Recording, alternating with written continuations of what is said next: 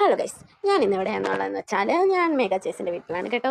ഞാനൊരു 10 മണിയൊക്കെ ആയപ്പോഴാണ് കേട്ടോ എത്തിയത്. അവിടെ അവൾ മാത്രമേ ഉണ്ടായിരുന്നുള്ളൂ. അവളോട് പറഞ്ഞില്ലായിരുന്നു, പക്ഷെ അവൾ എങ്ങനെയോ അറിഞ്ഞു. ഇതാ കണ്ടോ ഗൈസ്, ഇതൊക്കെയാണ് കേട്ടോ അവളുടെ വീട്ടിലെ അവളുടെ സ്വന്തം കലാവിരുതുകൾ. നല്ലതുപോലെ ഭംഗിയായിട്ട് നല്ല അടിപൊളിയായിട്ട് ഞങ്ങളെ മേഘ ചേച്ചി പാട്ടമൊക്കെ വരയ്ക്കും കേട്ടോ. അപ്പോൾ യൂട്യൂബ് ചാനലൊക്കെ ഉണ്ട്, എല്ലാവരും അതൊന്ന് സബ്സ്ക്രൈബൊക്കെ ചെയ്ത് എല്ലാവരും അവളെ ഒന്ന് സപ്പോർട്ട് ചെയ്യണേ. അപ്പം ഞാൻ മാത്രമല്ല കേട്ടോ വരാമെന്ന് പറഞ്ഞത്, നമ്മളെ കൊച്ചുവും വരാമെന്ന് പറഞ്ഞിട്ടുണ്ട്. അപ്പം കൊച്ചുവിനെ വിളിക്കാനായിട്ട് പോകണം. അതിന് മുമ്പ് ഇതൊക്കെ ഒന്ന് കാണുക. കണ്ടില്ലേ, ഇതെല്ലാം നമ്മുടെ മേഘ ജേസിൻ്റെ കലകളാണ് ഗൈസ്. കണ്ടോ, നല്ല ഭംഗിയുണ്ടല്ലേ. കണ്ടോ, ശിവൻ, പട്ടിക്കുട്ടി, കണ്ടോ, ഹായ് കൃഷ്ണൻ.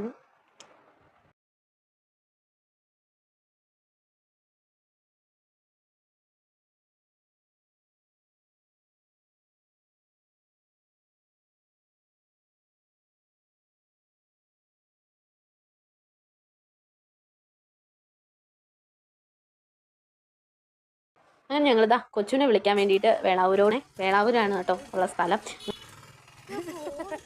സ്റ്റാൻഡിൽ ഇരിക്കുകയാണ് ഗൈസ്. എല്ലാ ബസ്സും പോയി, എന്നാൽ അതിലൊന്നിലും ഞങ്ങളെ കൊച്ചുമില്ല. ഫൈനലി ഞങ്ങളുടെ ഷോ എത്തി. അങ്ങനെ ഞങ്ങൾ 3 പേരും കൂടെ ബേക്കറിയിലോട്ട് കയറി. മേഘ കുറച്ച് സാധനങ്ങളൊക്കെ വാങ്ങി തന്നു ഗൈസ്. അങ്ങനെ വന്ന പാട്ടെ ഞാനതെടുത്ത് കഴിച്ചു.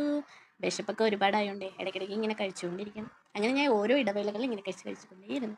കൊച്ചുവിൻ്റെ വർക്ക് തുടങ്ങി. കൊച്ചു വേറൊന്നുമല്ല, കൊച്ചു ഉണ്ടാക്കുന്നത് നമ്മുടെ റിസപ്റ്റാണ്. അങ്ങനത്തെ എനിക്ക് ബോറടിച്ചപ്പോൾ ഞാൻ അവിടെ നിന്ന് പടമൊക്കെ വരച്ചേട്ടാ. പിന്നെ കാണിക്കാവേ ഇത് എങ്ങനെയാണ്. അങ്ങനെ ഇരുന്നപ്പോൾ ഞാൻ ഒരു കുഴലപ്പെടുത്ത് തിന്നു.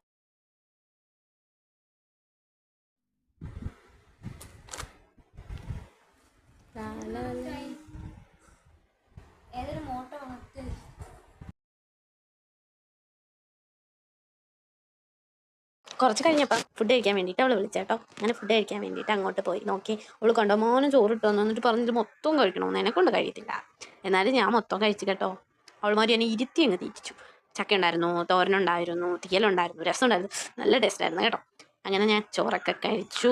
ഞങ്ങളെപ്പോഴും ഹോസ്റ്റലിൽ ഇപ്പം എന്തെങ്കിലും സ്പെഷ്യൽ ഉണ്ടാക്കുവാണെങ്കിൽ ഞങ്ങൾ ലാപ്പിലിങ്ങനെ സിനിമയൊക്കെ ഇട്ട് കേട്ടോ കാണുന്നത്. ഇത് കൊണ്ടുവന്നത് മെഗാ ജേസൺ. അങ്ങനെ ഞങ്ങളിതാ ലാപ്പിൽ ഡ്രോണ് സിനിമയിട്ട് വെച്ചേക്കണം. അപ്പോഴാണ് ഞാനും കൊച്ചും അങ്ങ് തർക്കിക്കുക. എന്താണ് അതിൽ മമ്മൂട്ടിയുടെ അനിയനായിട്ടുള്ള മമ്മൂട്ടി, ആ മമ്മൂട്ടി മരിക്കുന്നത് വേറൊരാൾ കുളത്തിനടിയിൽ വന്ന് ഇങ്ങനെ കഴുത്തി പിടിച്ച് കൊല്ലുന്നതാണെന്നാണ് ഞാൻ പറയുന്നത്. അവൾ പറയുന്നത് അങ്ങനെയല്ല. അങ്ങനെ തർക്കിച്ച് അവസാനം എന്ത് ചെയ്ത് അവൾ പറഞ്ഞതായിരുന്നു ശരി, സിനിമയൊക്കെ ഇട്ട് കേട്ടോ കാണുന്നത്. അതുപോലെ തന്നെ ഞങ്ങൾ അവിടെ ചെയ്തു. അങ്ങനെ ഞാൻ പറഞ്ഞ തെറ്റായിരുന്നു. ഞാൻ അങ്ങനെ തോറ്റുപോയി ഗൈസ്.